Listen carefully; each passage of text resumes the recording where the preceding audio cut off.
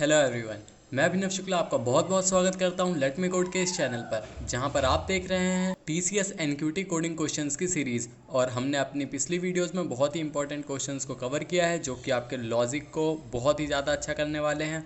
आप उन क्वेश्चंस की प्रैक्टिस जरूर करिए। NQT के कोडिंग क्वेश्चंस को हमने पाइथन और C++ लैंग्वेजेस में सॉल्व कर रखा है। वो पूरी जो हमारी प्लेलिस्ट है उसका लिंक डिस्क्रिप्शन बॉक्स में है, आप वहाँ से जाके उस प्लेलिस्ट को ज़रूर चेकआउट करिए। ज़्यादा लंबी वीडियोज़ नहीं है और ज़्यादा वीडियोस भी नहीं है, आप जाके उस वीडियो को 1-1.5 घंटे में देख सकते हैं, जो कि आपके बहुत ज़्यादा काम आने वाली है। आप जल्दी जल्दी से उन वीडियोस को देखिए, आपका ब्रशअप हो जाएगा। एक बार आपके लॉजिक्स देख लेंगे और सारे क्वेश्चंस ऐसे ही हैं जो कि लॉजिक बेस्ड हैं, और वो सारे क्वेश्चन कॉम्पिटिटिव कोडिंग के क्वेश्चंस है। और जो कि बहुत इंपॉर्टेंट चीज़ है आपके लिए कि अगर आप कॉम्पिटिटिव कोडिंग करते हैं तो आपको पता होगा, और अगर नहीं करते हैं तो कॉम्पिटिटिव कोडिंग बहुत ही इंपॉर्टेंट है, जिससे आपको बहुत ही अच्छे अच्छे एक्सपीरियंस मिलते हैं। तो सारे ऑलमोस्ट क्वेश्चन हमारे कॉम्पिटिटिव कोडिंग के ही क्वेश्चन है, जो कि अलग अलग कॉम्पिटिशन से लिए हुए हैं।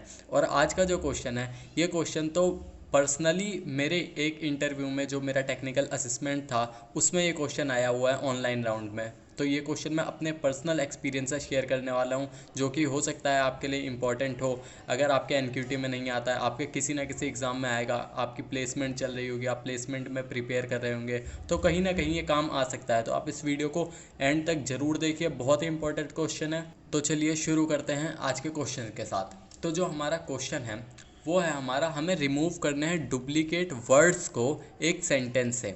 आपने सुना होगा कि एरे से डुप्लीकेट हमें रिमूव करने हैं, या आपने सुना होगा हमें स्ट्रिंग से डुप्लीकेट रिमूव करने हैं। लेकिन अब आपके पास क्या है, आपको दिया हुआ है एक सेंटेंस। अब आपको सेंटेंस में से रिमूव करने हैं डुप्लीकेट वर्ड्स। अब ये मतलब क्या है पूरा, इसको चलिए समझते हैं हम क्वेश्चन की एक्सप्लेनेशन में और एग्जांपल्स के साथ। ये आपके लिए बहुत इंपॉर्टेंट होता है कि आप एग्जांपल्स को देखें, आप कॉन्स्टेंट्स को देखें, आप इनपुट और आउटपुट के फॉर्मेट को देखें।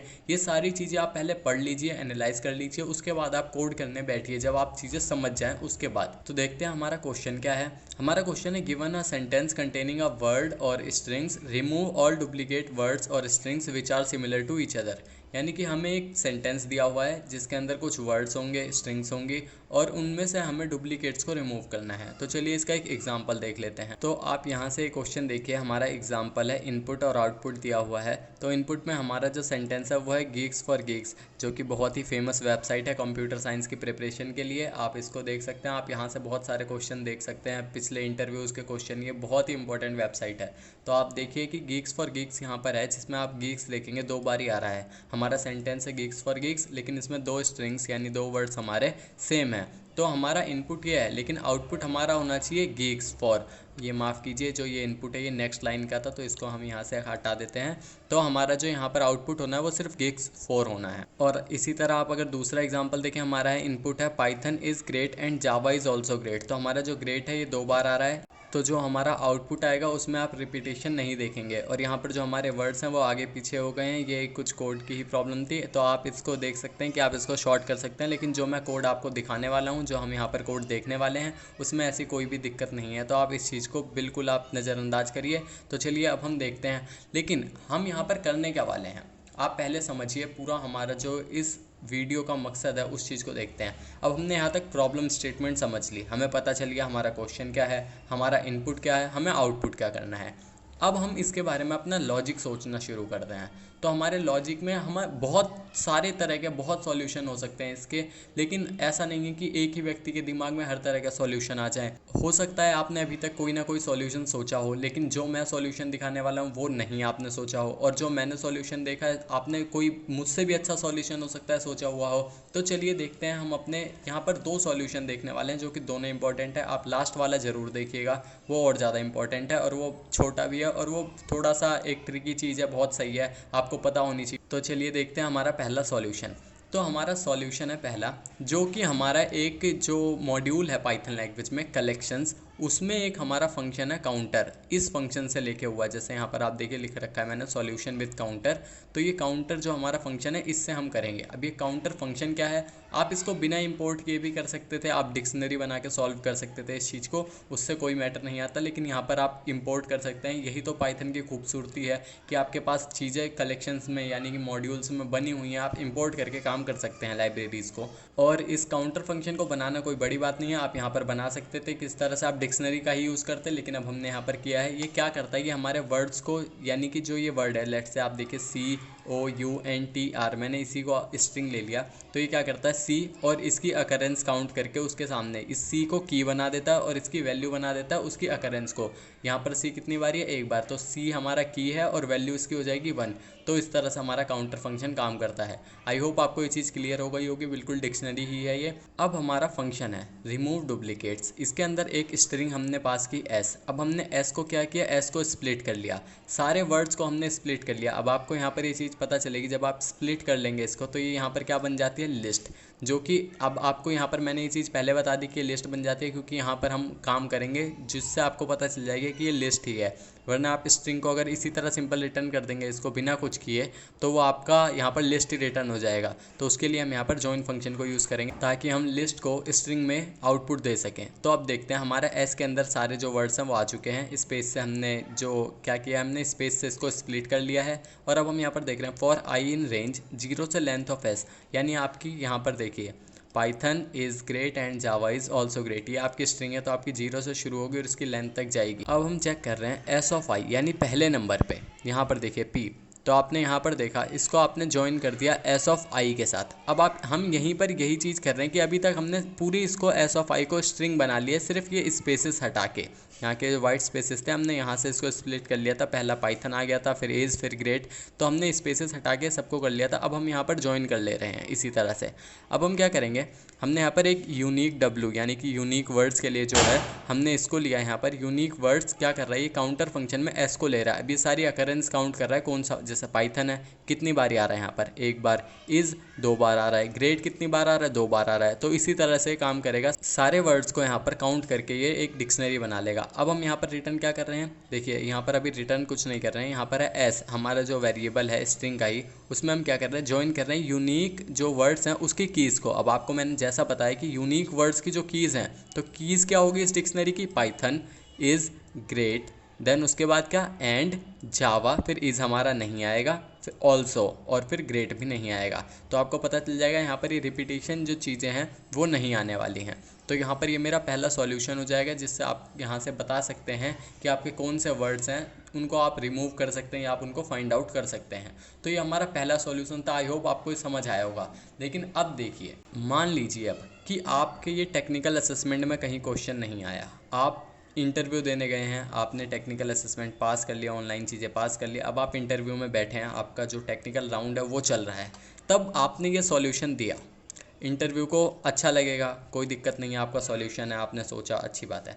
लेकिन अब आपको पता है इंटरव्यूअर क्या करते हैं, वो चीज़ें ऐड करते जाते हैं, वो आपसे पूछते रहते हैं, आपको कंफ्यूज करते रहते हैं। तो आपको एक सिचुएशन दे दी कि अब आपको कोई भी इनबिल्ट लाइब्रेरी या फंक्शन यूज़ नहीं करना है।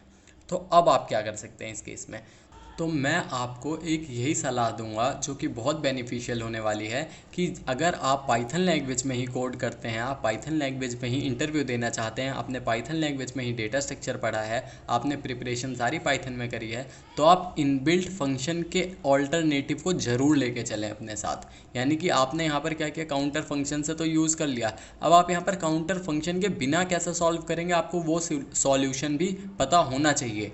वो चीज़ आपसे इंटरव्यू में पूछी जा सकती है। तो अब देखते हैं, हमारा यहाँ पर मैंने आपको ये चीज़ बता दी है कि आप काउंटर खुद से बना सकते हैं, तो वो भी आप शो कर सकते हैं। लेकिन अब यहाँ पर हम दूसरा लॉजिक भी दूसरा देखने वाले हैं, तो इसलिए ये चीज़ इंपॉर्टेंट हो जाती है। तो आप यहाँ पर अब देखिए हमारा सेकंड सॉल्यूशन। लेकिन उससे पहले आप ये चीज़ देखिए कि जो हमने अभी पिछला कोड लिखा है, यही वाला कोड हमारा जो हमने यहाँ काउंटर फंक्शन से लिखा है, उसका आउटपुट क्या आने वाला है, Python is great and Java also.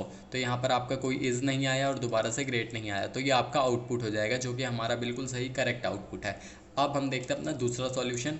अब हमारा दूसरा सॉल्यूशन ये है, हमने किया है बिना एक्सटर्नल लाइब्रेरीज़ के। अब क्या है, हमारे पास स्ट्रिंग है एस, जिसके अंदर हमने सेम वही स्ट्रिंग ली हुई है, Python is great and Java is also great. तो यहाँ पर अब हम क्या कर रहे हैं, हमने L1 क्या लिया है, ये लिस्ट हो जाएगी। आपको मैंने बताया था कि अगर आप स्प्लिट करेंगे वर्ड्स को तो वो लिस्ट हो जाएगी। और आप एक चीज़ नोटिस करिए, यहाँ पर हमने यहाँ पर कोई आर्ग्यूमेंट पास नहीं किया है।